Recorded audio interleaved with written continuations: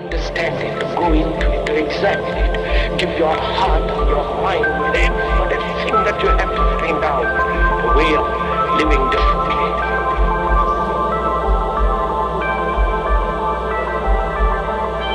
But that depends on you and not somebody else.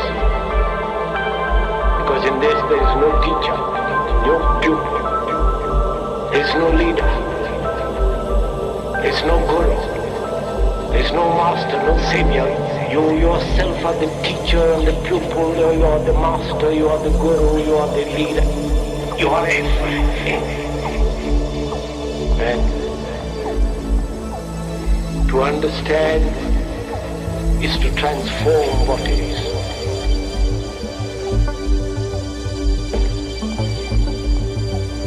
To understand is to transform what is.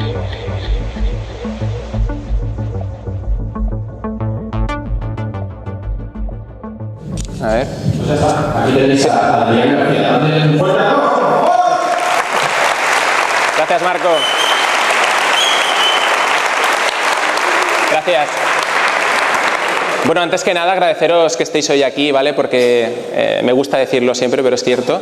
Yo podría estar hablando aquí solo en el escenario y realmente estaría presentando el asunto, pero no valdría para nada si hoy no estuvieseis aquí, porque realmente este momento lo construimos entre todos, o sea, no es algo que construya alguien desde el escenario. Y de eso va un poco el Cognos hoy. Estamos hablando de energías libres, estamos hablando de física, estamos hablando de matemáticas, pero en realidad de lo que estamos hablando es de la convergencia de lo que somos. Yo creo que Eva ha hecho una introducción magnífica a través del arte holocinético y nos ha llevado a un punto en el que yo creo que estamos viviendo, estamos empezando a respirar. No nos damos cuenta porque a lo mejor nos agobia la crisis, nos está agobiando el estrés, nos está agobiando todo lo que sucede a nuestro alrededor, pero nos estamos perdiendo lo mejor, y es que está empezando a brotar algo nuevo. Y de ese algo nuevo formamos parte todos. Y los que estáis aquí, especialmente, porque tenéis inquietud porque ese algo nuevo llegue. Y bueno, la presentación que he preparado para hoy, básicamente, voy a intentar, de forma muy sucinta, porque 2 horas no dan para mucho, acercaros un poquito a lo que son las claves matemáticas que explican un poquito el por qué estamos aquí, cómo funciona todo, por qué se mueven las cosas y realmente por qué todos somos uno. Le he titulado Claves de la creación, de Egipto a Jerusalén. ¿Y esto por qué? Pues porque, como sabéis, los egipcios, como otras antiguas civilizaciones, fueron herederos de unas tradiciones, de unas culturas, de unas tecnologías, de una ciencia desaparecida, pero que ha dejado sus rastros en el mundo. Y esta ciencia, esta tecnología, estas personas que sobrevivieron, independientemente de cómo fueran, nos dejaron pistas, nos dejaron una especie como de juego fragmentado para que poco a poco fuéramos capaces, si nos permitía nuestra capacidad de ver más allá de las religiones, de las culturas y de los prejuicios, el ser capaces de recuperar el conocimiento que una vez nos fue legado. Y creo que estamos en ese camino. Y básicamente en la presentación de hoy os voy a enseñar las conexiones indiscutibles a nivel matemático y científico que existen entre el antiguo Egipto y las claves de la cultura hebrea. Así que vamos allá, sin más dilación.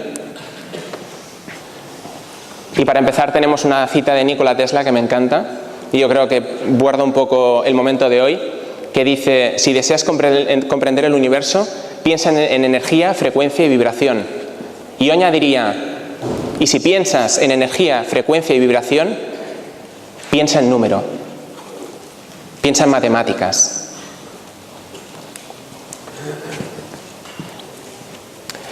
El universo es fractal. Probablemente lo sabéis todos, o casi todos los que estáis en la sala, pero me veo obligado a hacer un pequeño resumen de lo que son las matemáticas áureas, que básicamente es lo que enseño, porque si no, el que no lo conozca se va a perder cuando avancemos un poquito y queramos entender lo que tenemos que entender. ¿Qué significa un fractal? Pues básicamente un fractal es una forma que se replica a sí misma a distintos niveles de realidad. Y me gusta poner un ejemplo que creo que es muy claro y muy visual, que es el del brócoli. Además, nos encomía a todos a comer más verde, ¿no? Que nos hace falta. ¿Qué es lo que tiene el brócoli? Pues fijaros que si cogemos un brócoli y le cortamos una ramita, si esa ramita la ampliamos en una imagen y se la presentamos a alguien y le hacemos la pregunta de qué es lo que está viendo, nos va a decir que un brócoli, no una ramita de brócoli. ¿Y eso por qué es? Pues básicamente porque lo que estamos viendo es un fractal. Y no os pensáis que estáis alejados de esa imagen de fractal. Porque una pregunta, no os penséis que vais a estar aquí sentaditos y calladitos todo el rato, no habéis venido solo a mirar, yo os aviso de antemano. ¿De dónde habéis salido? ¿De dónde habéis salido? De vuestras madres, ¿no? ¿Y vuestra madre dónde salió? De su padre. Es un poco fuerte eso, pero sería científicamente interesante analizarlo, Salió de su madre también, ¿no? Y a su vez la abuela salió ¿de quién? De su madre. Dime. ¿Sí? Aquí. Vale, tenemos problemas de grabación. Ok, vale, no tenemos boicot, Luis. Compañeros de la caja de Pandora que me dicen que no salgo en plano, ¿vale? Pues básicamente lo que os estaba intentando contar. Hemos nacido todos de nuestra madre y ellas a su vez de su madre y sucesivamente hacia atrás. Y estamos unidos por un cordón umbilical. Y cuando nacemos somos cositas pequeñas. Sí, la misma cosita, pero cositas pequeñas. Es porque somos un fractal, lo mismo que el brócoli. Somos un fractal. Fijaros, esto es de lo último que la ciencia está descubriendo, ¿no? Realmente cosas que ya se conocían desde la antigüedad. Porque lo mismo que yo os voy a hablar de conocimiento oculto, de matemáticas ocultas, en la última ponencia Bill Donovan nos va a hablar que, por ejemplo, la fusión fría se conocía desde la Edad Media, o Marco nos va a estar hablando también de antiguas civilizaciones. Y fijaros, es alucinante. O sea, tenemos una imagen del universo, de clústeres del universo, ¿no? De clústeres de galaxias, y tenemos una imagen de las neuronas. Son prácticamente idénticas. Estamos viendo fractales. Y este señor de aquí, que supongo que lo conocéis todos, que es Nassim Haramein, no voy a explicar mucho porque luego Marco se va a extender con el tema de Nassim. Pues básicamente Nassim ha demostrado, a través de la física y las matemáticas, que efectivamente vivimos en un universo que es fractal. O sea, que no es que yo esté aquí explicando algo que básicamente pues esté intuyendo, pero que no se haya demostrado, al contrario. O sea, es algo que está científicamente demostrado y luego Marcos lo va a explicar bastante ampliamente. Y bueno, ¿por qué os pongo esta imagen? Os pongo esta imagen porque las matemáticas de las que yo explico, de las que yo hablo, no son las matemáticas que se enseñan en las universidades, no son las matemáticas que se enseñan en los institutos o en los colegios, aunque deberían, y no lo son. Esperemos que pronto se haga. Pero son matemáticas que están inspiradas en alguien concreto. De hecho, están inspiradas en Pitágoras y en su visión de los números y del mundo. Pitágoras básicamente pensaba que el mundo se podía traducir en número y que toda expresión de lo físico puede ser reconocida a través de las matemáticas. De hecho, él acuñó el término de matemática.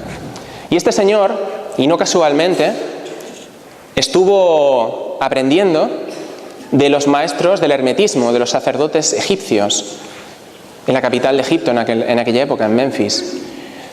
Y una vez hubo aprendido con los maestros herméticos, estuvo también en Babilonia, en la antigua Babilonia, con los magos caldeos, una casta de gente, de científicos, que en aquella época eran astrónomos y astrólogos, ¿de acuerdo? En aquella época no estaba disociado. Precisamente hoy estamos hablando de reunificar las cosas. ¿Qué hemos estado haciendo en los últimos siglos? Separando el conocimiento. Y básicamente lo que debemos hacer ahora de nuevo es unirlo otra vez. Pues este señor estuvo también con los magos caldeos y su legado nos ayudará a abrir las puertas de lo que fue y de lo que será. La identidad de la unidad. ¿Por qué hablo de la identidad de la unidad? Pues veréis, porque uno puede estudiar la unidad desde un punto de vista filosófico, pero es que si uno la estudia desde un punto de vista matemático, se va a topar con lo evidente, con las semillitas, con las miguitas de pan que han ido quedando en el rastro de los tiempos. Si le tuviéramos que dar forma a la unidad, por definición, le daríamos la forma circular. ¿Por qué? Porque el círculo ayuda a delimitar algo que está en expansión constante. Y por lo tanto el círculo, la circunferencia, no os olvidéis de que siempre estamos referenciándonos a las 3 dimensiones, o sea que aunque veáis aquí un círculo, en realidad estaríamos viendo una esfera, luego hablaremos de las esferas, nos están remitiendo a ese todo contenido en algo. Siempre tiene que haber un umbral que contenga el todo, ese 1. ¿Y cuál es el número que puede definir mejor la circunferencia o la esfera?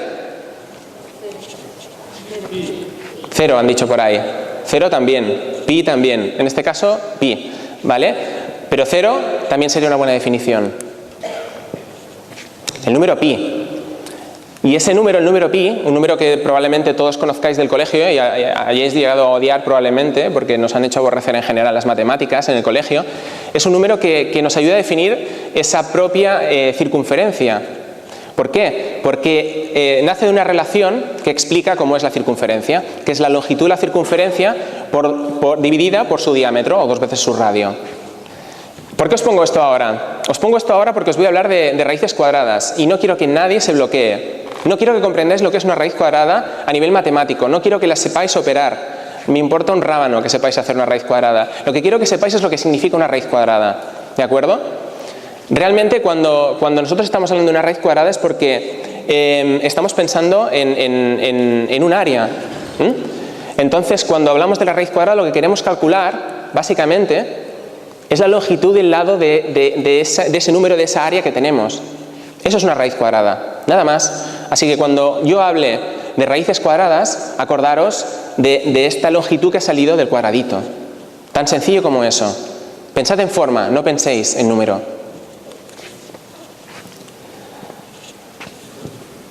Y supongo que a muchos os sonará esto que está saliendo en pantalla. ¿Qué es esto que sale en pantalla? No sé si es que falta café o falta alcalinidad o falta algo, pero aquí algo falla, ¿eh? Porque se oye, la vesica piscis. Al final, sí, efectivamente, la vesica piscis. Fijaros estas relaciones matemáticas que nacen de la vesica piscis. Tenemos por un lado la raíz cuadrada de 5, que luego os explicaré, está muy relacionada con el número phi, de hecho son primos hermanos o identidades. La raíz cuadrada de 2 y por otro lado la raíz cuadrada de 3.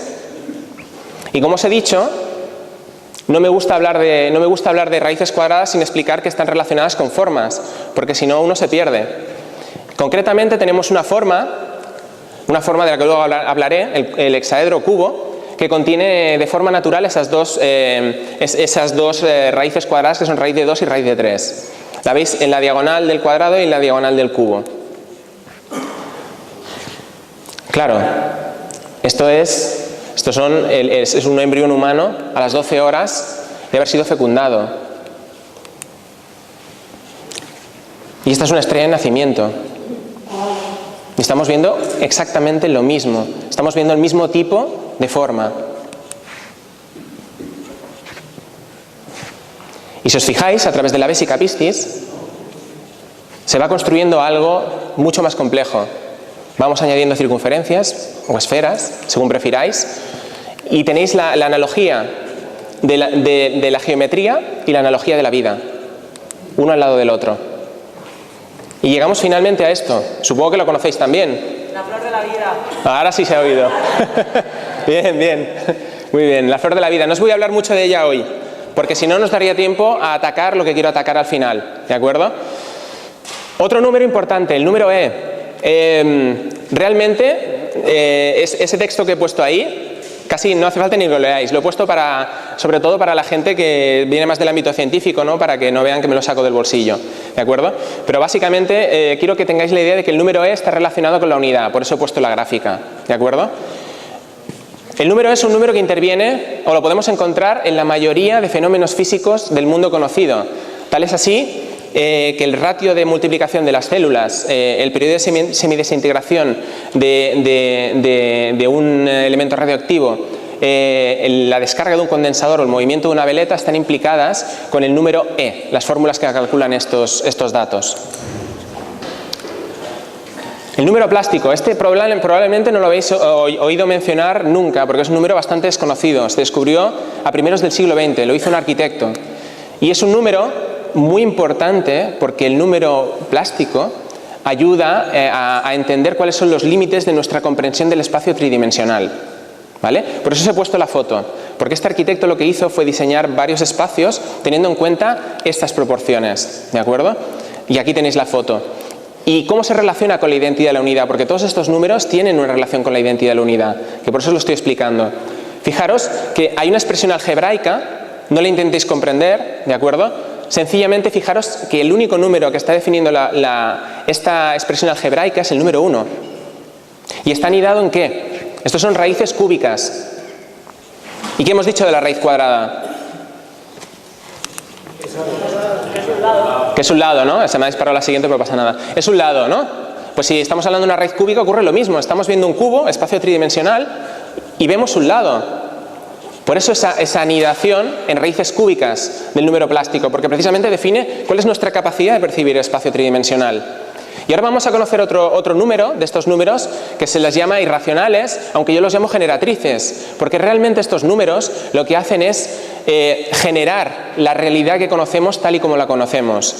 Y vamos a ver una serie que probablemente muchos conocéis, pero que si no la conocéis la vais a entender rapidísimamente. Fijaros que se están sumando aquí los números y se están colocando abajo. ¿Lo veis, verdad?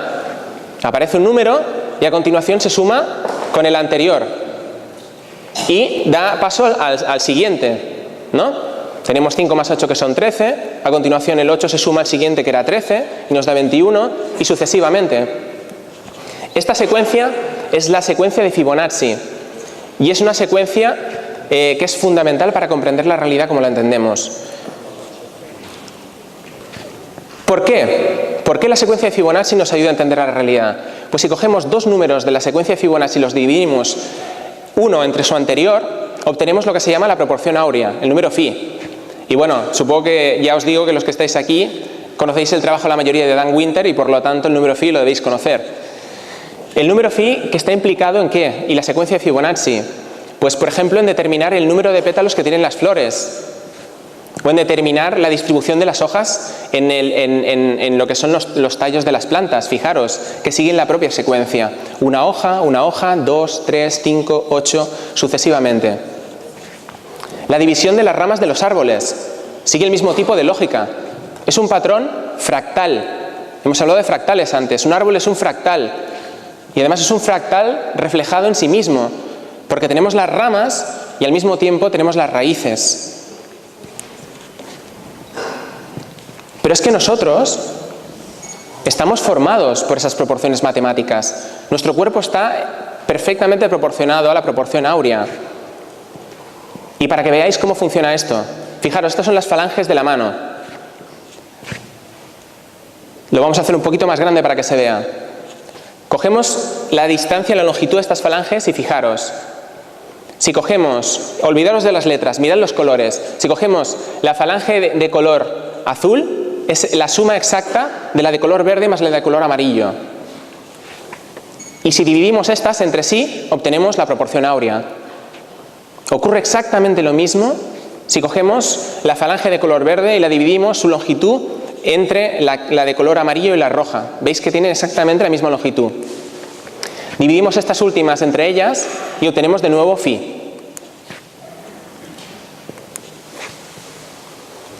¿Y qué ocurre? Porque todo tiene forma. Todo tiene una forma. Phi se expresa a través de la sucesión de Fibonacci, a través de la espiral áurea. Fijaros que se está construyendo los cuadraditos y vamos haciendo esta forma, se unen las diagonales a través de una curva y nos aparece esta bonita espiral que todos probablemente hemos visto en la naturaleza, en la arquitectura, etc. Vamos a ver algunos ejemplos. Y os voy a hacer una pregunta que parece baladí, pero que es extremadamente importante para lo que vamos a hablar hoy. Os voy a preguntar si esta chica que veis en pantalla os parece bella. ¿Sí o no? Los que digáis que sí, levantad la mano, por favor. ¿Y los que no? Mayoría abrumadora. Bueno, no os voy a preguntar el por qué, porque ya estáis viendo las espirales áureas, ¿verdad? Las estáis viendo clarísimamente. Pero hay una verdad más profunda detrás de este reconocimiento. La pregunta es ¿por qué nos podemos poner de acuerdo en este caso? ¿Por qué somos capaces de llegar a un acuerdo, a una sala de desconocidos que nos acabamos de encontrar un día aquí, en Cognos, y somos capaces todos de coincidir en que esa chica es bella? ¿Por qué? Sugestión del presentador podría ser. Pero yo no creo que tenga tanta capacidad de momento. ¿Alguna idea más? La proporción, sí, la proporción, muy bien, ok, está en proporción áurea, estamos de acuerdo. Pero esa no es la verdad, la verdad que se oculta detrás del asunto. El meollo de la cuestión...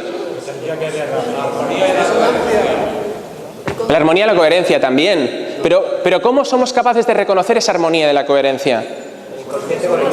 El inconsciente colectivo. Porque realmente conocemos esas matemáticas.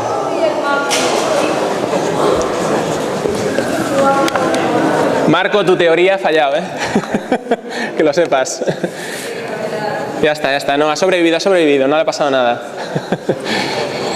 No, es que antes de empezar discutíamos con Marco si poner el Mac ahí o no. Yo le he dicho, yo el mío no lo voy a poner. Lo acabo de comprar. Y dice Marco, claro. Volvemos después del susto del Mac. Sabéis que estas cosas no pasan por casualidad, pasan por causalidad. Y ha pasado en un momento muy importante. Porque estamos hablando de ¿qué? De que fundamentalmente conocemos esas matemáticas, conocemos esa proporción de forma innata. Y por eso la reconocemos. Porque somos capaces de reconocer esas relaciones matemáticas con la identidad de la unidad. Porque básicamente nosotros formamos parte de esa unidad. Nunca hemos dejado de formar parte de ella. Y esa es la clave que nos va a llevar a reencontrarnos con lo que fuimos y con lo que somos. El número phi, ¿qué relación tiene con la identidad de la unidad? Pues fijaros, no intentéis entender tampoco esta expresión algebraica, solo quiero que veáis que se puede expresar phi en función del número 1. ¿De acuerdo? Al igual que pasaba con el número plástico y al igual que a través de la forma lo conseguíamos con los otros números. La identidad de la unidad. Y hay algo muy, muy, muy importante en la identidad de la unidad que se le ha pasado a muchísima gente durante muchos años. La autosimilitud de la unidad es el motor de creación de la realidad. Matemáticamente, ¿cómo podemos expresar esta autosimilitud de la unidad? Si multiplicamos 1 por 1 nos devuelve 1. Si dividimos 1 por 1 nos devuelve 1. Si hacemos la raíz cuadrada de 1 nos devuelve 1 de nuevo. Es la unidad que se refleja a sí misma, se autosemeja a sí misma y se replica. Y esas unidades que se replican son las que conforman la realidad. Y como no podía ser menos, los números que habéis estado viendo antes poseen este tipo de propiedades de autosimilitud. Y las poseen porque forman parte de la expresión de la unidad, de la expresión matemática de la unidad.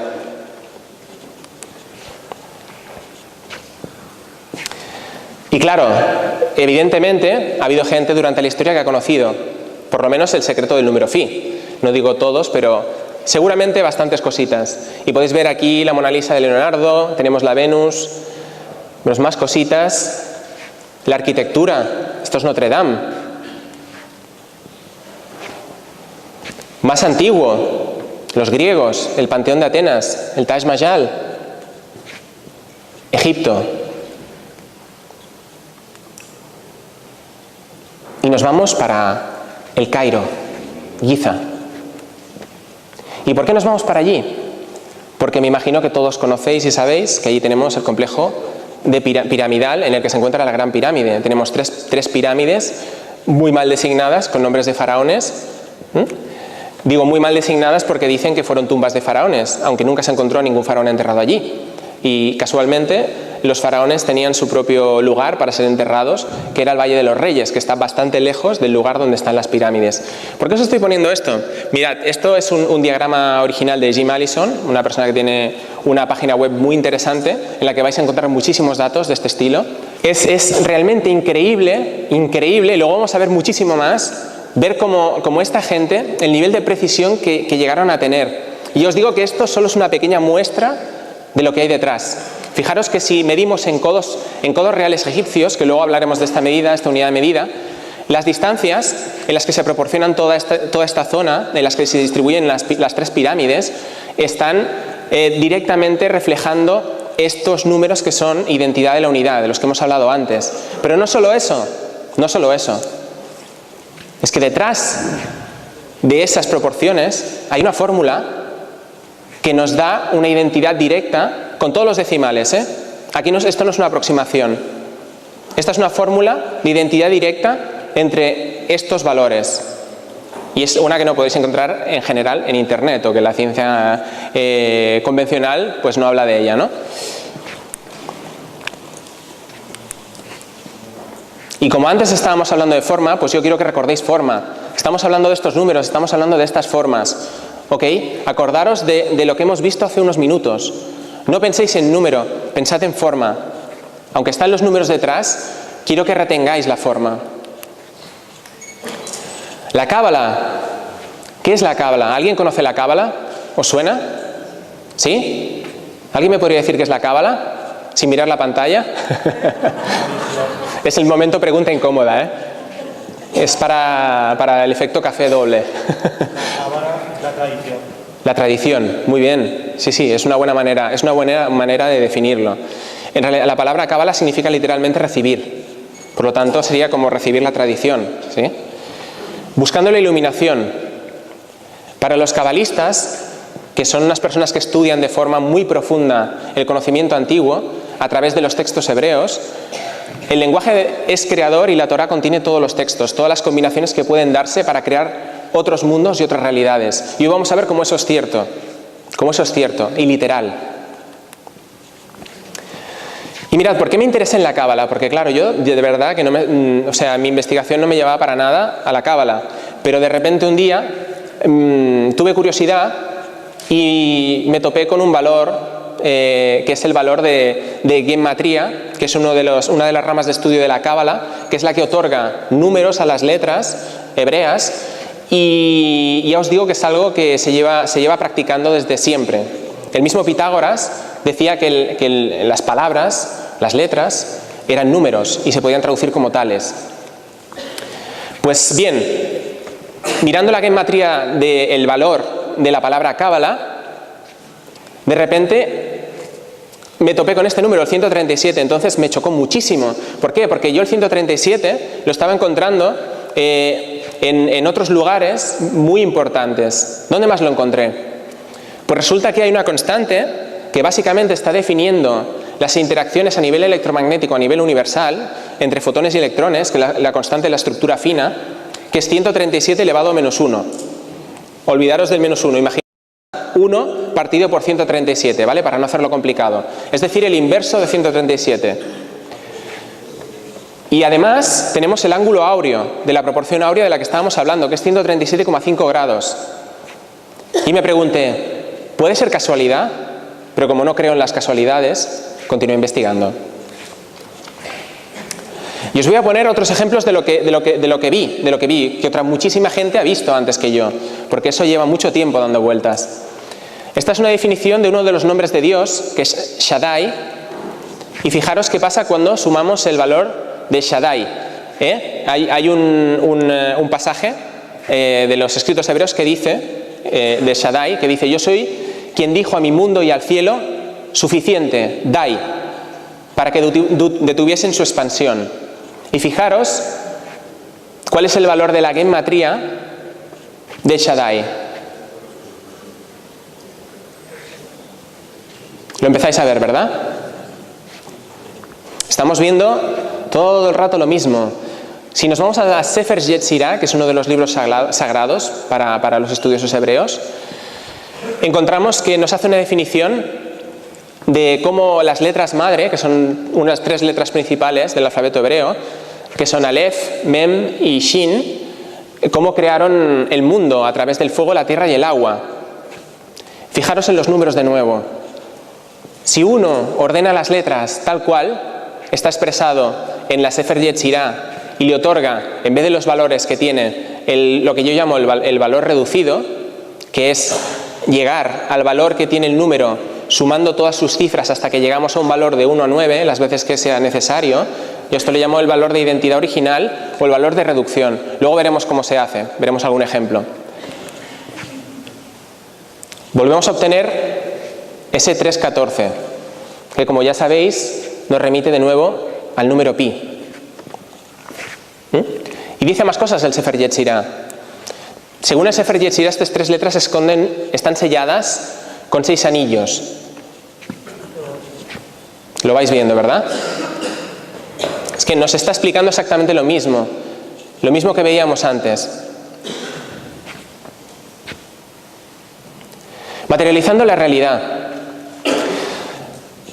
Os voy a explicar otra cosita muy rápidamente porque si no nos va a dar tiempo, pero creo que es importante que establezcamos una relación entre forma y número, entre la secuencia de Fibonacci y las formas básicas que conforman la realidad, los sólidos platónicos. ¿Habíais oído hablar de ellos alguna vez? ¿Sí? ¿No? ¿Alguien no? ¿Alguien no? Unos cuantos. Los sólidos platónicos son bien conocidos, no solo desde la antigua Grecia, sino que los chinos los conocieron bastante antes. Y básicamente son las formas que conforman la realidad detrás de todo lo que vemos. Si nos fijamos en esto que acaba de salir ahora mismo, tenemos por un lado ese tetraedro, esa forma triangular que es como piramidal, pero que todos son triángulos equiláteros. Y vemos que hay una C y 4 H's, esto significa carbono y oxígeno. Y básicamente es la fórmula y el diagrama de lo que es la molécula del metano. Y es que nuestro cuerpo humano está formado básicamente por cadenas orgánicas que respetan esta forma, estas formas tetraédricas, entre otras, las hay más. Pero esto es para que veáis un ejemplo. Y lo que hay al lado es un tetraedro que conforman los silicatos. Básicamente, todo lo que conocemos como minerales, la tierra que tocamos del suelo, etcétera, son silicatos. Fijaros que siguen el mismo tipo de lógica constructiva. Esto que veis aquí son otros ejemplos. Por un lado tenemos un diamante en bruto. Se parece mucho a la forma del octaedro, por no decir que es prácticamente idéntica. Una fluorita y tenemos un cubo, un hexaedro. Y ahí tenemos un cuasicristal, eso tan pequeñito que se suponía que no existía y la ciencia decía que los cuasicristales eran teóricos solo. Pues básicamente en el último año y medio se ha demostrado que sí que existen. Y fijaros qué forma tiene un cuasicristal, un dodecaedro. Perfecto. Y lo que tenéis arriba son retrovirus y tienen forma icosaédrica, que es otro de los sólidos platónicos. ¿Por qué os explico todo esto? Os lo explico porque hay una relación muy importante, y esto viene de la visión desde la que yo trabajo, que es la visión pitagórica. Hoy no me voy a poder extender demasiado de dónde procede todo esto, porque todo esto tiene una explicación mucho más profunda. Lo que ocurre es que no nos daría tiempo luego a llegar donde queremos llegar. Fijaros que el tetraedro está formado por triángulos que van a ser representados por el número 3. Esto viene de las series figuradas de Pitágoras y tiene 4 caras. Si nosotros multiplicamos estos números, automáticamente obtenemos el número 12. A esta forma de proceder con los sólidos yo le he llamado complejidad constructiva tridimensional. Y eso es porque todos los sólidos regulares, no solo los sólidos platónicos, obedecen a esta regla de constructividad tridimensional en base en número 12. Se llama base duodecimal. Tenemos el hexaedro. Y ahora veréis cómo obedece la misma ley de construcción tridimensional. 4 por 6, 24. El octaedro. 3 por 8. Muy mal las tablas, ¿eh? Estamos dormidos. 24. ¿Estáis viendo alguna regularidad entre el hexaedro y el octaedro? Aquí tenemos el icosaedro, Triángulos representados por el número 3 y 20 caras. 60. Y por último el dodecaedro. ¿Por qué he puesto el dodecaedro el último? Porque normalmente los sólidos platónicos se ordenan poniendo antes al icosaedro y después al dodecaedro. Pues por un motivo muy importante. Porque es muchísimo más complicado construir un pentágono que construir un triángulo. ¿De acuerdo? Esto requiere mucha más explicación, pero lo dejo caer. Y aquí tenemos 5 pentágonos por 12 caras. ¿Y qué encontramos? Pues básicamente volvemos a ver lo mismo. El número 60, base 12. Y esto se cumple no solo con los sólidos platónicos, sino con los sólidos arquimedianos, que son otros sólidos, y además con los sólidos de Catalan, que son otros sólidos regulares. Todos pueden ser descritos a través de la complejidad constructiva tridimensional. Además están duados estos sólidos. ¿Esto qué quiere decir? Quiere decir que unos encajan con otros. Fijaros que tenemos al cubo, al hexaedro, encajando con el octaedro. Vértices con caras, con centro de caras. Estoy yendo un poquito rápido, ¿eh? ¿Lo veis, no? Que comparten precisamente, porque están duados, comparten esa complejidad constructiva tridimensional. O sea, ese número nos ha dado una visión directa de esa relación que tienen íntima entre ellos, ¿no? El tetraedro, que es el que está primero, es el único que se dúa a sí mismo. Posee autosimilitud. ¿Os suena eso, verdad? Autosimilitud. ¿Qué hemos dicho antes de la unidad? Que posee capacidad de autosimilitud. Y el tetraedro posee capacidad de autosimilitud, al igual que la unidad. Se refleja a sí mismo. Y claro, no deja de sorprender que nuestra forma de medir el tiempo esté íntimamente relacionada con lo que acabáis de ver. Porque ¿cómo medimos el tiempo? La medimos cada día, sumamos 12 horas más 12, que son 24, en esa circunferencia en que trazamos el reloj. Esas 12 horas, cada hora en 60 minutos y después en 60 segundos. Estamos trabajando ¿en qué? En base duodecimal y en base sexagesimal. Base 60 y base 12. Y es que los antiguos caldeos trabajaban en base duodecimal y sexagesimal. ¿Alguien cree que esto es coincidencia? No estoy generando una relación causal, no os estoy diciendo que sea una cosa por la otra, pero estoy diciendo que las casualidades no existen, solo existen las causalidades. Esto es la secuencia de Fibonacci de nuevo, y os quiero mostrar algo que yo creo que al que no lo conozca le va a impactar. Esta secuencia, que recordad que estaba relacionada con la creación de la proporción áurea de Phi y que nos muestra cómo son las cosas ahí fuera, los árboles, las plantas, cómo somos nosotros. ¿Qué ocurre con esta secuencia de Fibonacci? Pues mirad, tomamos los 24 primeros números de la secuencia y luego vais a entender por qué. Y los reducimos, los llevamos a esa identidad original que os decía antes. El número 1 evidentemente es 1, con un solo dígito. El número 1, otra vez 1. Pero si nos vamos, por ejemplo, al número 55, ¿cómo vamos a calcular esa identidad original? Hay otra gente como Marco Rodin, que esto ya lo vieron también hace bastante tiempo. Marco Rodin, que está trabajando de forma extraordinaria con las matemáticas vorticiales, ya os lo digo. 5 más 5, 10. Y como tenemos que llegar a una sola cifra, volvemos a sumar. 1 más 0, 1. Y fijaros qué ocurre. ¿Estáis viendo algo ahí en esas reducciones? ¿Qué se puede observar?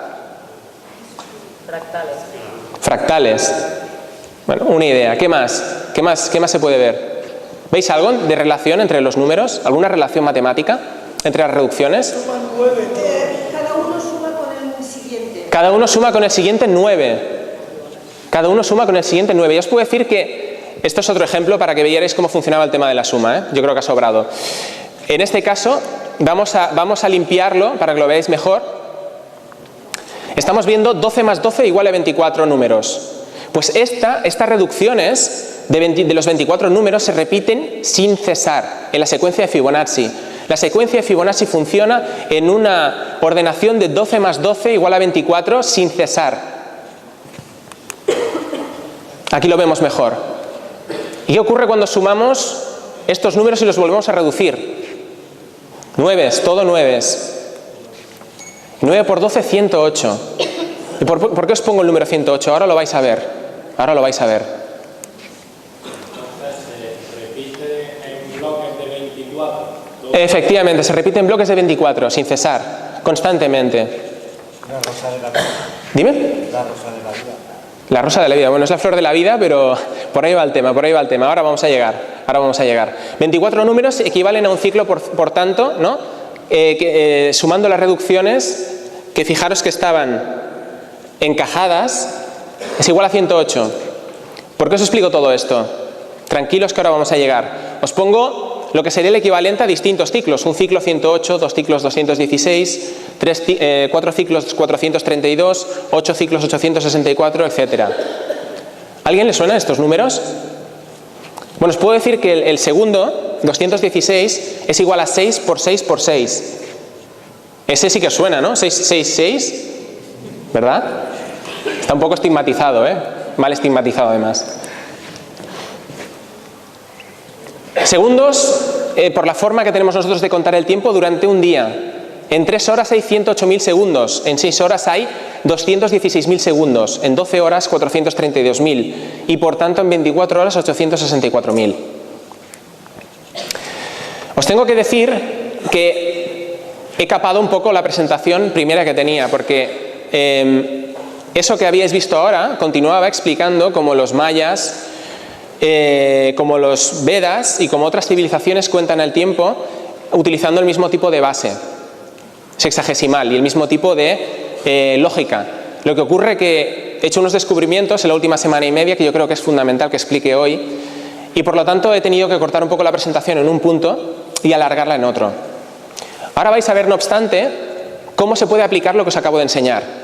Vamos a ver un concepto nuevo, que también es un concepto que he acuñado yo mismo, que se llama la raíz fractal. Primero le quería llamar ecofractal, pero ¿sabéis qué pasaba? Que cuando decía ecofractal la gente pensaba en ecológico. Y claro, no era el tema, ¿no? Porque yo precisamente hablaba del eco como de esa reverberación de sonido, ¿no? De esa reverberación armónica. Entonces le cambié el nombre. ¿Qué es la raíz fractal de un número? Pues básicamente la raíz fractal de un número son las cifras que van componiendo ese número. Podríamos decir que la raíz fractal de phi es 16, pero también la raíz fractal de phi es 161 y podríamos continuar sucesivamente. ¿Y cómo lo podemos utilizar esto? Pues básicamente los números compuestos por la raíz fractal de phi nos dan relaciones con distintos fenómenos que se producen a nivel físico. Vamos a ver un ejemplo de raíz fractal. Vamos a tomar el número 432, que es un número extremadamente importante. Ya habéis visto que aparece en los distintos ciclos de la secuencia de Fibonacci si los vamos sumando, pero está básicamente en todas partes. En la gran pirámide, especialmente, está reflejado de forma constante. Fijaros en algo. Si nosotros multiplicamos 16 por 27, obtenemos 432. Pero si sumamos 161 más 271, obtenemos 432 de nuevo. Y es así como funciona la raíz fractal. Nos está mostrando que el número 432 está relacionado con phi y con e, con esos dos números que conforman la identidad de la unidad. ¿Y cómo voy a probar eso? Pues ahora vamos a ver cómo funciona. ¿Todo el mundo conoce el movimiento precesiونal? ¿Os suena lo que es el movimiento precesiونal? ¿Sí? ¿No? No. Aquí veo manos que dicen no. Pues mira, sabed que la Tierra, aparte del movimiento de traslación y de rotación, tiene distintos movimientos que son mucho más duraderos y que tardan muchísimos más años en producirse. El movimiento de precesión es un movimiento como de peonza, que varía el ángulo de inclinación de la Tierra y su forma de mirar a distintas constelaciones del cielo. Aparte está funcionando con otros movimientos como el movimiento de nutación. Lo que pasa es que no lo vamos a explicar hoy porque sería demasiado. Así que básicamente el ciclo precesiونal nos está mostrando hacia qué constelación miramos. ¿No? Lo que estamos hablando, lo de la era de Piscis, la era de Acuario, cuando la gente habla del cambio de eras, está hablando de este movimiento precesiونal de la Tierra, de este balanceo.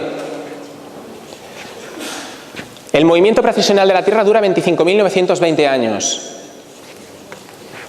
Si lo dividimos entre las 12 constelaciones, obtenemos 2.160 años. ¿Os suena de algo el número? ¿Sí? ¿No? ¿Sí? ¿De qué os suena? El E, no, porque, bueno, pero buen intento. El E empieza por 2,71, no es E. Cuando hemos hablado de la secuencia de Fibonacci habéis visto el 108, si lo multiplicamos por 2, obtenemos 216. 216.000. Y yo vi esto y dije, leches, pues yo sé que la secuencia de Fibonacci funciona con esta relación matemática. ¿Habrá algo que conecte la secuencia de Fibonacci con el movimiento precesional? Y entonces dije, pero tengo un instrumento, la raíz fractal. Voy a dividir el movimiento precesional, la duración total, por la raíz fractal de phi. En este caso lo dividí por 16 y obtuve 1620 años. Esto es una aproximación bastante cercana al número phi. No sé si veis que empieza por 1618. 162 prácticamente es como decir 1618. Pero bueno, por si fuera poco, el cuadrado de 161, que es otra de las raíces fractales de phi, es igual a 25.921 años. Es decir, el número de años que dura el movimiento precesional más 1. Y claro, la pregunta es, muy bien, aquí he visto que la raíz fractal es aplicada, pero ¿realmente esto me está indicando que la secuencia de Fibonacci está relacionada con el movimiento precesional? Y entonces fue cuando dije, vamos a realizar el proceso inverso. Y me fui a la secuencia de Fibonacci. Y esta vez, en vez de sumar las reducciones, las eliminamos. Lo que sumé fueron los números, siguiendo ese patrón de 12 más 12. Y en el momento en que hice la suma, fijaros qué número apareció. Lo estáis viendo, ¿verdad? 2592, que es justamente la duración del ciclo precesional dividida por 10. En la sexta posición de la suma de los números, ¿vale? O sea, aparece en donde hemos sumado el sexto más el 12º número. ¿Ok? Fijaros otra vez la lógica sexagesimal duodecimal detrás de la realidad. Estamos viendo lo mismo, ese mismo tipo de matemáticas. Y he puesto una figura geométrica que podría representar lo que acabamos de hacer. El tetraedro, ¿verdad? Porque lo hemos representado con una complejidad constructiva tridimensional de 12. 12 más 12 números de la secuencia de Fibonacci. Y nos ha dado el número de años del ciclo precesional dividido por 10. ¿De acuerdo? Hemos establecido una relación, por tanto. Y entonces, estudiando la cábala, me di cuenta de algo muy interesante. En el estudio de la cábala se dividen las horas entre 1080 partes. Este es un dato que se ha recibido por tradición. He citado aquí de donde lo saqué, que es de un libro que me regalaron además de forma casual, llegó a mis manos, de una persona que se lo compró y me dijo, mira, a lo mejor tú lo puedes utilizar porque es que yo no entiendo ni papa. Dice, igual tú con el tema de las matemáticas, como veo que vas estudiando cosas respecto a tradiciones antiguas y tal, le sacas algo. Pues a esa persona le tengo que estar eternamente agradecido, porque si no me llega a regalar ese libro, hoy no estaríamos viendo lo que vamos a ver. Tenemos esta clave del tiempo, fijaros, si multiplicamos 1080 fracciones de hora por 24 horas que tiene el día, obtenemos 25.920. Estamos en el mismo tipo de lógica constructiva. Y fijaros en algo muy importante. Relación espacio-tiempo. Estamos hablando de construcciones tridimensionales, estamos hablando de medida del tiempo. ¿Y esto por qué os lo digo? Porque al final vamos a llegar a unas conclusiones muy importantes desencriptando las antiguas escrituras. Nos llegaron mensajes muy importantes para comprender cómo funciona la realidad. Phi y pi. Amigos y residentes. ¿Y por qué digo esto? Porque si uno estudia un poco de matemáticas, no es de las que enseñan en el colegio, sino de las que estamos viendo hoy, y empieza a jugar con estos números y los aplica en forma tridimensional, se topa con relaciones matemáticas. Aquí os pongo un hexaedro, un cubo de lado phi. ¿Qué ocurre? Que si yo quiero saber el área del cuadrado, ya sabéis que lo que tengo que hacer es multiplicar la longitud del lado. Hago phi por phi es igual a phi al cuadrado. Si yo quiero saber cuál es el área completa de ese cubo, de ese hexaedro, lo que voy a hacer es multiplicar esa área por 6. Y no sé si alguien reconoce el número que ha aparecido. ¿A alguien le suena? No suena, ¿verdad? Tranquilos que ahora vais a entender perfectamente dónde sale este número. Básicamente es pi partido por 2 multiplicado por 10. estamos viendo cómo estos dos números se relacionan de forma perfecta en una figura geométrica.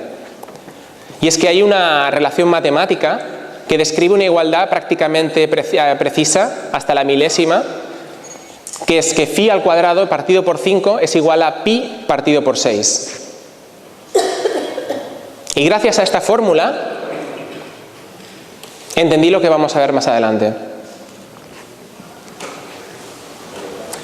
Esta relación matemática no es baladí, porque nos ofrece un número, que es 0,5236, perdón. Y es tremendamente importante, ¿por qué? Porque la medida de construcción de la Gran Pirámide, o de las pirámides en general de Egipto, se basaron en el codo real egipcio. Y da la casualidad que la relación entre el metro y el codo real egipcio es de 0,5236. ¿Cómo puede ser? Apenas conocían el número pi, según dicen, ¿no? Nos dicen que el papiro de Rin, que es un papiro egipcio, nos legó una descripción del número pi de 22 partido por 7, que es una aproximación bastante justita, por decirlo de alguna manera. ¿Cómo puede ser que conocieran no solo el número pi, sino el número phi, sino esa relación que define realidad? Luego vamos a ver por qué. Y esto es para que entendáis un hecho fundamental, y es que los egipcios conocían perfectamente el metro. El metro no es una medida actual, el metro no es una medida que se ha inventado ahora. El metro es una medida extremadamente antigua, de antes de los egipcios. Este es el piramidión de la pirámide roja de Meidún, de Sneferu, que está en Dashur.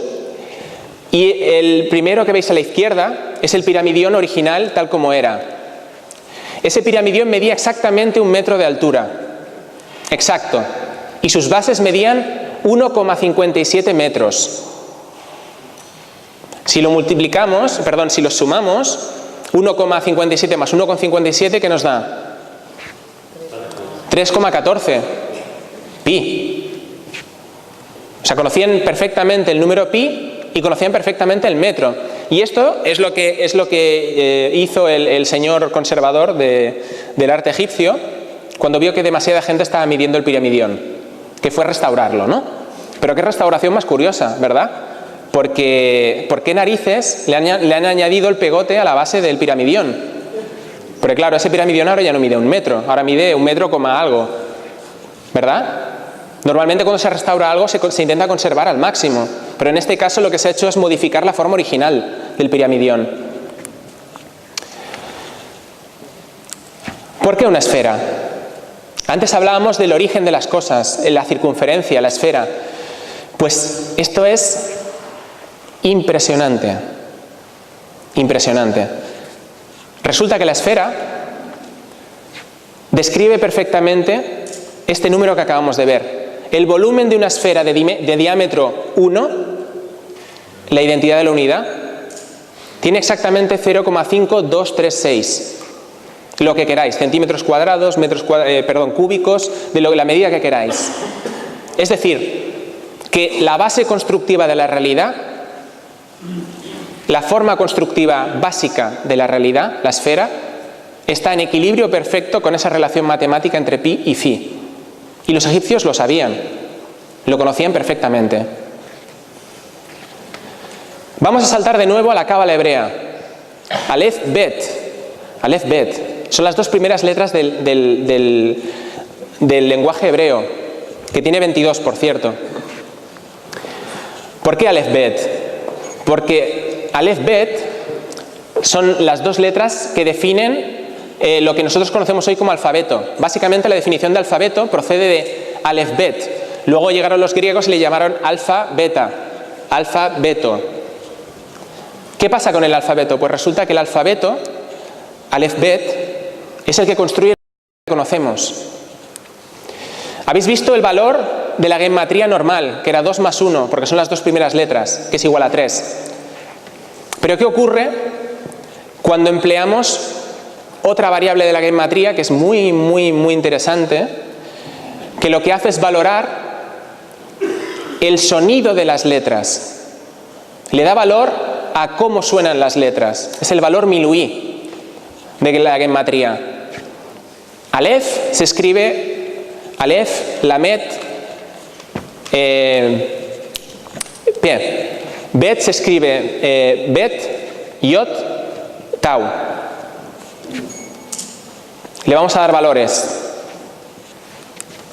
Sumamos y tenemos 111 y 412. Y ahora vamos a sumar Aleph Bet. ¿Os suena de algo? Le podéis poner un 0 delante si queréis, y lo entenderéis mejor. 523. Es la misma relación que estábamos viendo en la Gran Pirámide. El volumen de la esfera de diámetro 1 y la relación entre pi y phi.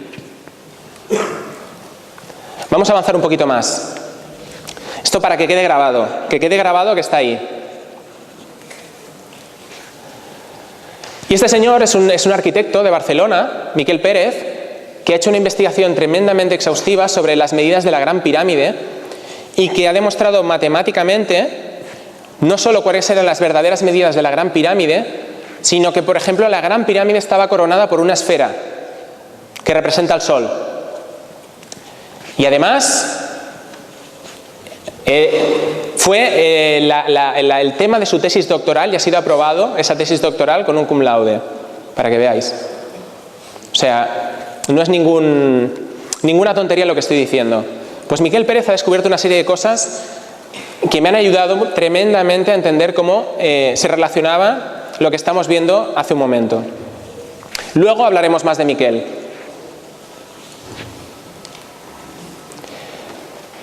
La Gran Pirámide es la única pirámide que tiene zócalo. Pero fijaros, este zócalo mide exactamente un codo real egipcio, que es esa medida que hemos visto antes de conversión, que es ese 0,5236 metros.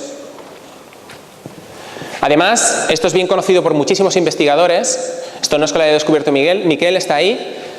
Esta Gran Pirámide está perfectamente proporcionada con el número phi. Fijaros que forma lo que se llama una terna pitagórica. Eso quiere decir que si cogemos el cuadrado de lo que es el lado largo y el cuadrado del lado corto, los sumamos, nos da exactamente el cuadrado de lo que es el apotema. Esa inclinación del triángulo, por no entrar en términos matemáticos. Y fijaros que esa relación matemática se produce exactamente si tomamos el radio de la Tierra respecto al radio de la Luna. Qué casualidad, ¿verdad? Qué casual. La Gran Pirámide tiene una inclinación de 51,84 grados. Esto es de Miquel Pérez, Es increíble. Si multiplicamos 51,84 grados por 3.600, lógica sexadecimal, como hablábamos antes, ¿vale? Obtenemos 186.624 segundos de arco, que equivalen exactamente a 432 al cuadrado. Ahí Miquel, tela, para sacar esto. Fijaros, él no solo descubrió que está coronada por una esfera esta Gran Pirámide, sino que además la única forma de que cuadrara con las medidas exactas de la Gran Pirámide, y luego entenderéis por qué ha clavado exactamente la forma de la Gran Pirámide, porque lo ha demostrado de múltiples maneras, pero os voy a poner algún ejemplo. Esa esfera de coronación de la Gran Pirámide tiene como medida del radio al número E. Es uno de esos números que también forma parte de la identidad de la unidad.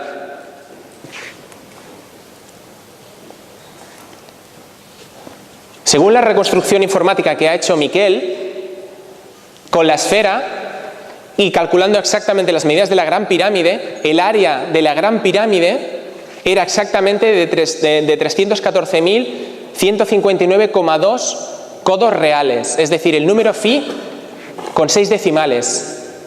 Exacto. Y nos están diciendo, luego nos cuentan, que los egipcios conocían a pi de forma tangencial, ¿no? Pero estamos viendo exactamente lo contrario. Estamos viendo una capacidad constructiva, una capacidad de cálculo y un gran conocimiento de cómo funciona la realidad a nivel matemático que nos supera, pero bastante con creces.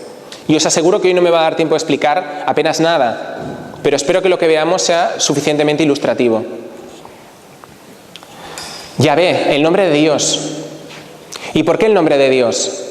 Pues el nombre de Dios porque desde siempre los cabalistas, la Cábala ha explicado que el nombre de Dios contiene las claves de la creación del mundo y de otros mundos. Que en el nombre de Yahvé está oculto el misterio de todo lo que existe. Y bueno, se podría interpretar de forma literal, en general se interpreta de forma figurada, pero yo, después de ver lo que estaba viendo, pensé, pues quizás sí es algo literal y valdría la pena intentarlo. Si nosotros hacemos el cálculo normal de gematría del nombre de Yahvé, obtenemos esos numeritos debajo, todavía no los vamos a sumar porque quiero que veáis una similaridad. Fijaros en esa fórmula que nos describe cómo funciona la realidad, ese pi al cuadrado partido por 5 y ese pi partido por 6. Qué casual que las letras que conforman el nombre de Yahvé debajo tengan 5 y 6. Eso fue lo primero que llamó mi atención. Preguntas después, mejor. Y suma 26. Otra casualidad. No me he podido resistir a poneros esto. Los pares de bases que construyen lo que conocemos como el ADN. Más que nada porque están formados por geometrías pentagonales y hexagonales. 5 y 6. ¿Lo vais viendo? ¿Qué ocurre? Que Yahvé era un Elohim. O sea, normalmente se lo nombra como Dios, el nombre de Dios, pero en realidad formaba parte de lo que se conoce como Elohim, que en el Antiguo Testamento se describe como los ángeles de Dios. Lo que pasa es que Yahvé era el primero de los ángeles de Dios, el de rango superior, y por eso normalmente se le llama Dios. Luego entenderemos por qué se le llama de esta manera y por qué hay algo superior a Yahvé. Fijaros, si obtenemos el valor de gematría de ambos, tenemos 26 por el nombre de Yahvé y 86 por el nombre de Elohim. Y yo pensaba, ese 86 me recuerda a algo. ¿Vale? Y pensé, ¿por qué se entestarían tanto en medir el tiempo de forma distinta? Y además, en la forma de medir el tiempo, dicen que la importancia que tiene es para que recordemos que cada uno de esos instantes es sagrado, es divino. Y si uno coge esa fórmula de cálculo temporal y coge una hora, que son 3.600 segundos, cada uno de los instantes que contamos, y lo divide entre 1080, obtiene 3,3333 periodo. Os voy a enseñar otra cosita antes de seguir, porque creo que es importante. Hay otra cosa en la cábala hebrea que se llama el árbol de la vida. No sé si os sonará, pero es básicamente este árbol de la vida se supone que es una descripción de la creación y de cómo funcionan las cosas. Pero es que este árbol de la vida, que tiene básicamente 11 séfira, que son esos circulitos que veis, normalmente se explica que son 10, pero son 11, tiene un 12avo componente, que es el Ein Sof. En hebreo significa literalmente sin límites, que es de donde emana la luz creadora que genera esos séfira que crean el mundo.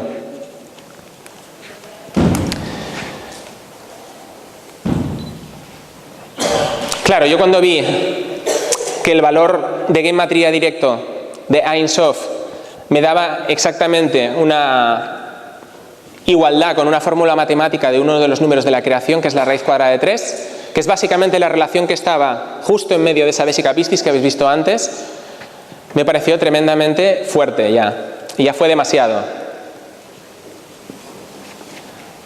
Esto para recordaros lo que os acabo de decir, el tema de la vésica. Y entonces pensé, lo de la raíz de 3, ese 86 de Elohim, ¿qué pasaría si multiplico ese 26 del nombre de Yahvé por ese 3,333 que hemos obtenido en esa clave del tiempo? Y automáticamente me apareció la mitad hasta el tercer decimal de la raíz de 3. Os puedo decir que encontré muchas más relaciones en la gematría, pero quiero enseñaros cosas mucho más avanzadas que descubrí después. Me di cuenta de que si trabajaba con ese factor de conversión, en la Gran Pirámide me empezaban a aparecer los números de forma replicada lo que hemos visto antes, esas relaciones matemáticas. Automáticamente me aparecía el comienzo del número plástico. Fijaros que esa es la medida de un lado de la gran pirámide en codos reales. Al dividirlo nos obtenemos 132, que es el comienzo del número plástico. Si dividimos la altura nos da 84, que es la división de phi entre el número e partido por 2. Al sumar esos dos números que hemos obtenido con la conversión, nos da 216. ¿Os suena, verdad? ¿Os suena el 216 del ciclo procesional, de la secuencia de Fibonacci? Si sumamos la altura más la longitud de los cuatro lados, obtenemos una aproximación del inverso del número phi.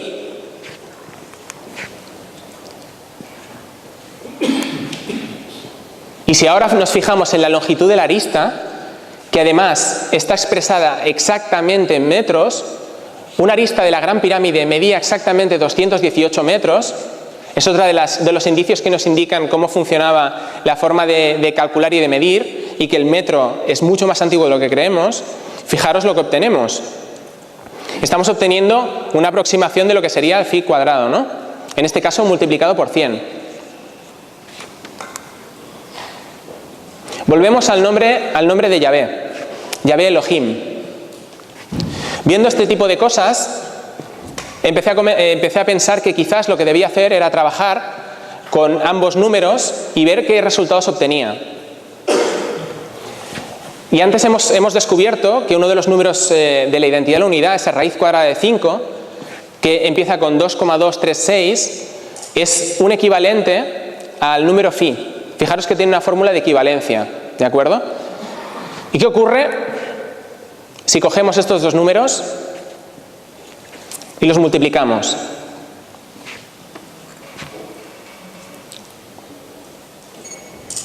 ¿Lo veis? Con 3 decimales. Raíz cuadrada de 5. Pero es que el nombre de Yahvé también se puede expresar en valor miluí. El nombre de Yahvé en valor de gematría normal es 26. Si lo expresamos en valor miluí es 45. Y el nombre de Elohim ocurre exactamente lo mismo. Podemos expresarlo con dos números, con 86 y con 291. ¿Qué ocurre cuando multiplicamos 45 por 291? ¿Qué obtenemos? Phi al cuadrado partido por 2 hasta el tercer decimal.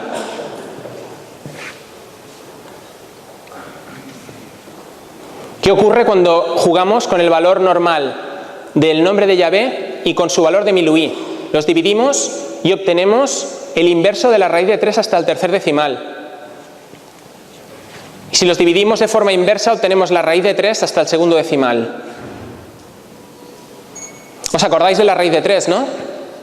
¿Dónde estaba la raíz de 3? ¿Os acordáis del árbol de la vida? Esa emanación de luz, el Ein Sof.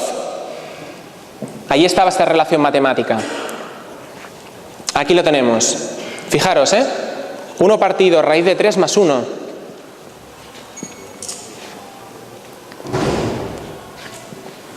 Continuamos. Aquí vemos distintas combinaciones.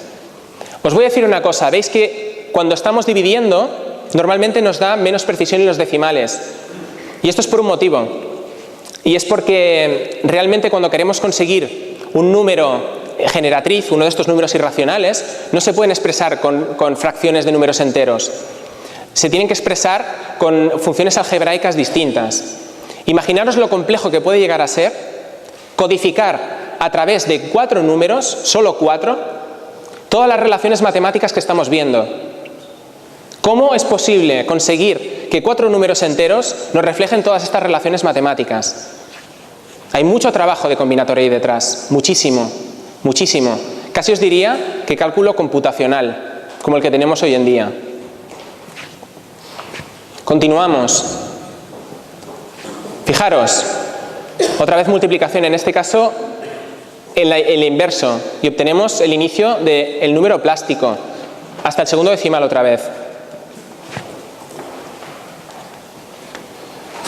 En este caso, fijaros que es una multiplicación. ¿Y qué ocurre con las multiplicaciones? Que las multiplicaciones nos entregan 3 decimales de exactitud. En este caso tenemos que la relación matemática que nos explica cómo es el perímetro de la esfera que corona la Gran Pirámide. Pi por E es el perímetro de la esfera de la Gran Pirámide. Y en este caso nos ofrece su inverso con 4 decimales.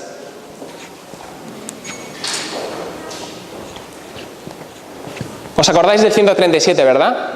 La constante de la estructura fina. Ese ángulo áureo. Pues si hacemos la raíz cuadrada de 137, estamos obteniendo ese mismo número. ¿Lo veis? Hasta el segundo decimal. Esto es fundamental. Yo no me había dado cuenta de esta relación matemática hasta que no me topé con esto en el nombre de Yahvé. Es decir, estamos viendo la relación de coronación de la esfera de la Gran Pirámide a nivel perimetral que relaciona pi con e, y al mismo tiempo estamos viendo una relación directa con la constante de la estructura fina. ¿Entendéis las implicaciones que esto tiene? Básicamente os puedo decir, ahora vais a ver otra relación respecto a este número, que sale de la secuencia de Fibonacci. Si nosotros cogemos las reducciones que hemos visto antes, de los 12 más 12 primeros números de la secuencia, y esta vez, en vez de reducirlos de nuevo, los sumamos directamente, obtenemos 52 más 61. Y cuando los sumamos, 117. Os puedo decir que he encontrado relaciones matemáticas de este tipo hasta la saciedad, porque se pueden coger los números en triples, no solo en dobles, 1 más 1, o dividirlos. Se pueden hacer, por ejemplo, 1 más 1 más 1. Se puede multiplicar otro más otro más otro. Se pueden coger las letras del valor Milú y el valor de la gematría normal y multiplicarlas, y entonces relacionar sus valores cruzados. Y siempre estamos obteniendo relaciones matemáticas distintas, que nos describen la identidad de la unidad. Y no solo eso, que nos están describiendo geometrías relacionadas con la identidad de la unidad.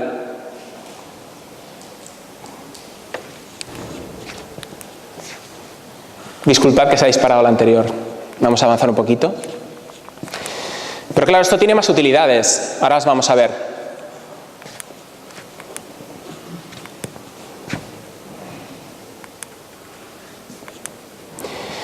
Este es el último valor que os quería enseñar de la relación matemática del nombre de Yahvé, del nombre de Yahvé Elohim. ¿Os suena, verdad?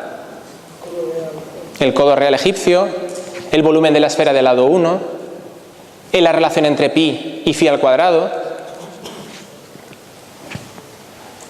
Y entonces me acordé de algo que dice la Cábala, que dice: el nombre de Dios está formado por todas las letras que componen el alfabeto, y que este, por tanto, tiene múltiples formas. ¿Os acordáis de Aleph Bet? El alfabeto, Aleph Bet, el alfabeto que compone la realidad, que compone el mundo, que compone todo lo que conocemos. Si nos vamos al árbol de la vida, podemos obtener el mismo tipo de relaciones matemáticas. Podéis hacerlo en casa, podéis buscar vosotros mismos los valores. La investigación está abierta. Fijaros que antes hemos hablado de esta equivalencia directa entre el valor gematría del Ein Sof y la raíz cuadrada de 3 que describe esa vesica pistis, que básicamente es la unión entre las esferas. ¿Qué ocurre? Y me interesaba especialmente este valor. ¿Qué ocurre cuando relacionamos al Ein Sof con Keter, con la corona de este árbol de la vida, que es el que supuestamente genera la construcción material de lo que conocemos? Cuando dividimos ambos valores, obtenemos 2 por raíz cuadrada de phi, que además nos da un nivel de precisión tal que si cogemos ese valor de phi obtenido de raíz de phi y le restamos el valor de raíz de phi normal, obtenemos solo esa discrepancia. Claro que continúa, pero es que hay 4 ceros detrás del 0. Imaginaros el nivel de precisión con el que esto está descrito.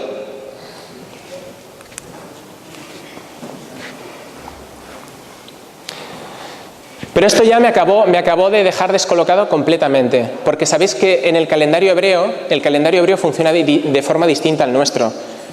Estamos en el año 5773 del calendario hebreo. Y es algo que me dejó sin aliento, totalmente. Porque si uno coge la raíz cuadrada de 3 y hace el inverso, nos devuelve el año en el que estamos en el calendario hebreo con 4 decimales. Y claro, yo no creo en las casualidades, creo en las causalidades. ¿De qué forma alguien sabía que en un momento de la historia se iba a descubrir esto y que además se iba a hacer en el año hebreo y que relacionaba precisamente la forma matemática que nos expresa cómo funciona la realidad, ¿no? La raíz cuadrada de 3. La dejo en el aire la pregunta, pero eso está ahí.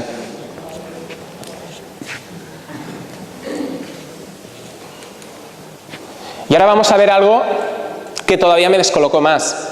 Y es que cuando uno empieza a ver estas relaciones matemáticas y se va a las antiguas escrituras y empieza a releerlas, entonces empieza a comprender realmente qué hay detrás de las antiguas escrituras. Que no es lo que pone directamente, evidentemente.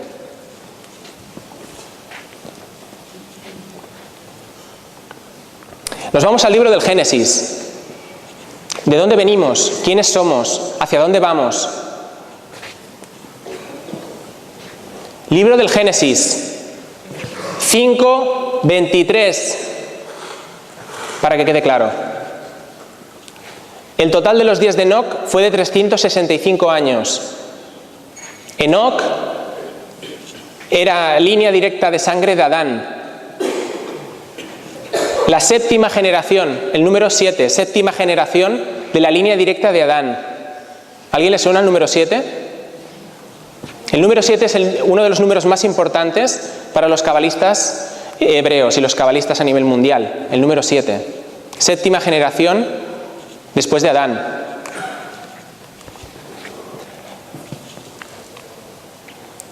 ¿Qué ocurre si nosotros cogemos este 365 y lo multiplicamos por este 0,523, capítulo del Génesis, ¿no? Lo hemos dividido por 1000, no importa, lo podríamos hacer directamente y nos daría lo mismo. 365, ¿qué? ¿A alguien le suena de algo este número? Los días del año. Es el periodo orbital de la Tierra alrededor del Sol. Interesante. Lo multiplicamos y obtenemos la relación inversa del mismo número en el periodo orbital de la Tierra. ¿Qué ocurre si hacemos la raíz cuadrada de 365? Que obtenemos la misma relación matemática. ¿Cómo puede ser que el periodo orbital de la Tierra tenga una relación matemática perfecta con todo esto? Continuamos adelante y me respondéis luego. Libro de Génesis 5:23, continuamos.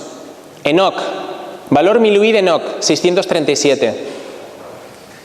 Radio medio de la Tierra en kilómetros, 6.371. Enoc, planeta Tierra.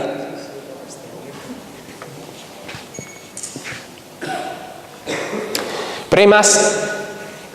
¿Qué pasa cuando dividimos ese 637 por esa clave matemática que hemos encontrado antes del tiempo? Otra vez lo mismo. Libro del Génesis 5:23. Enoc.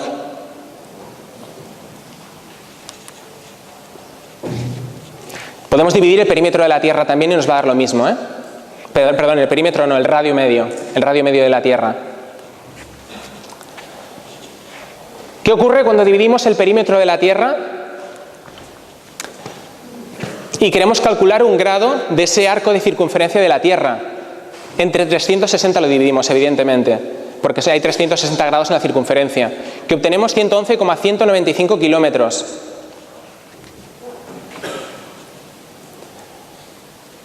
Aleph, un Aleph en valor Milui, 111.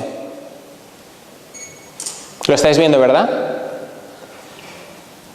Nos están explicando dónde vivimos, cómo funciona donde vivimos.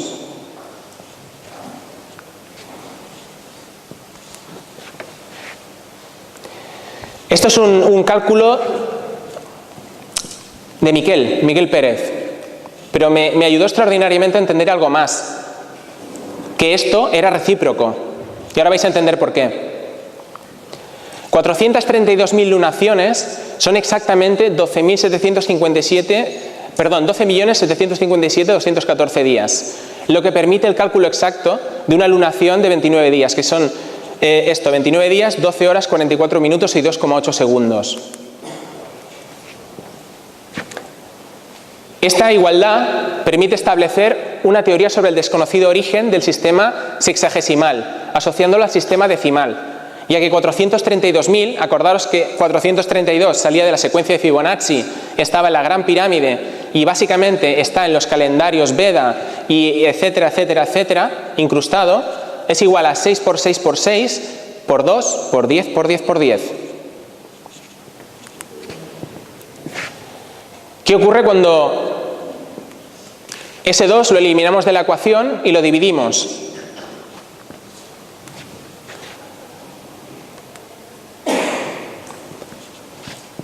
Pues que obtenemos el radio ecuatorial de la Tierra en kilómetros.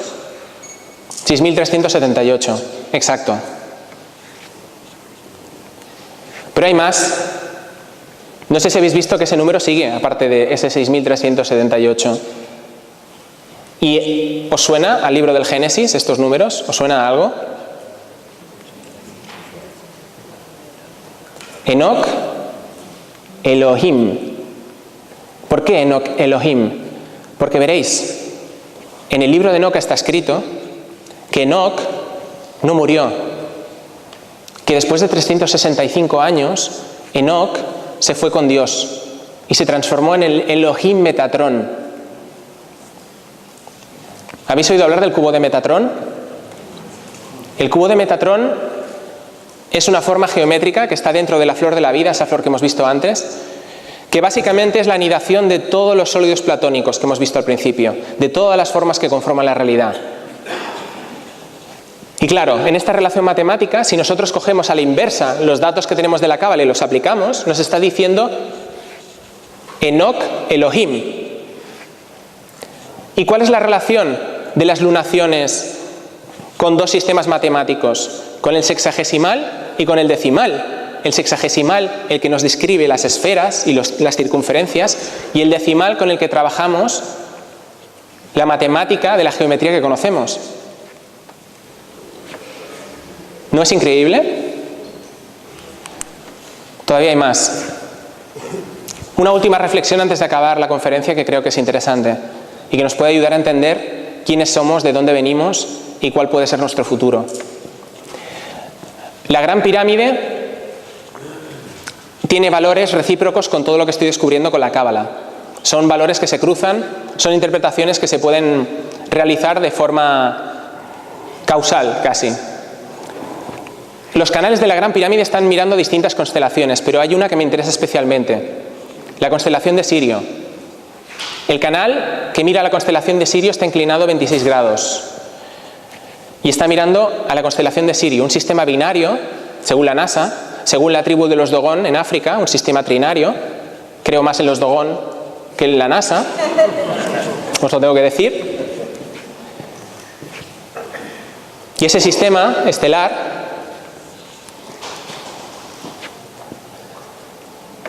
está a 8,6 años luz de la Tierra. Estos son datos calculados por Miquel Pérez. La luz tarda en viajar desde la Tierra a Sirio 3.141,6 días. Pi días. El canal que mira a Sirio está inclinado a 26 grados. Elohim, Yahvé. Sirio.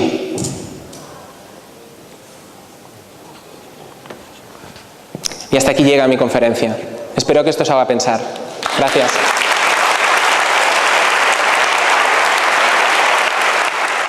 Understand it, go into it, to exact it. Give your heart and your mind with it.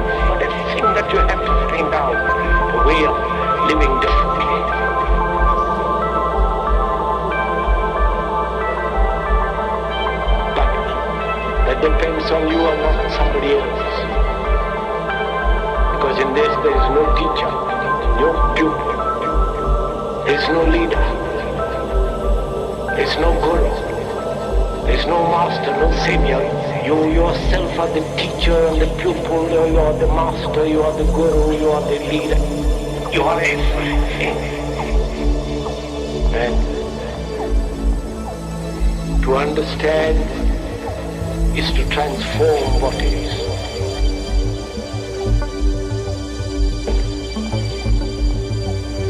To understand is to transform what is.